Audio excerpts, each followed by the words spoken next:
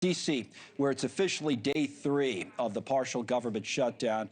The DHS funding fight is turning now to the House. The whole thing might be a little more tricky than maybe we thought on Friday. So let's find out more from our senior congressional correspondent, Joe Khalil, who's live at the Capitol. So what's going on today, Joe? So in about an hour from now, Connell, we're going to get our first test of this. The House Rules Committee is going to be taking up this government funding package. As you know, as we were covering all last week, the Senate sent over a package that funds most of the government. It's already passed. Obviously, they took out that Homeland Security bill because that covers ICE, and Democrats are now making demands for reforms for ICE. And we know there's going to be a serious debate over how far Democrats want to go in terms of the demands they're making of ICE and of border protection agents, and also what Republicans would be willing to accept.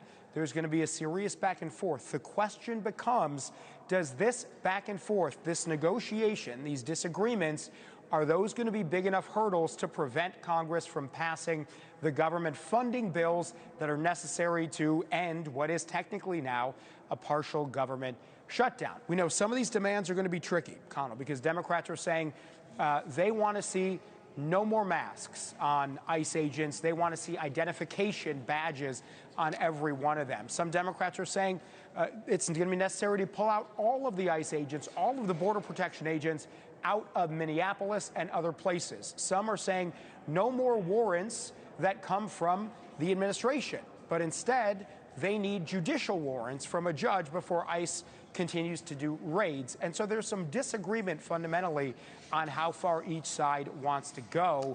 Take a listen to what Senator Schmidt said. He is a Republican who speaks for several other Republicans who share his view here. This is sort of illustrating how tough this may be. We're going to have a debate whether or not we're a country that believes in law and order, or we believe in chaos and anarchy on the streets. And so the Democrats have offered some crazy legislative proposals that would kneecap law enforcement's ability to carry out the mission of deportations. So, Connell, Speaker Johnson is largely going to be dealing with this. He's now handling the bulk of trying to get this passed. He may not need Democrats to help out. If every Republican in the House stays united, they could pass this thing without Democratic votes. They may very well get some Democrats. But even Republicans themselves are making extra demands now. They want to attach certain things to government funding. That could complicate things. So today and tomorrow, it's going to be a real test as we start to talk to folks to see where everyone is on this. Well, like I said, you and I were talking last week about it. At the time, there was this assumption they would get it solved quickly, and they still might, as you say, but it might also drag on. So if it does, I mean, like programs like SNAP, we talked a lot about the last time the government was shut down, would not be impacted, right? But there'd be other ways people would feel the effects?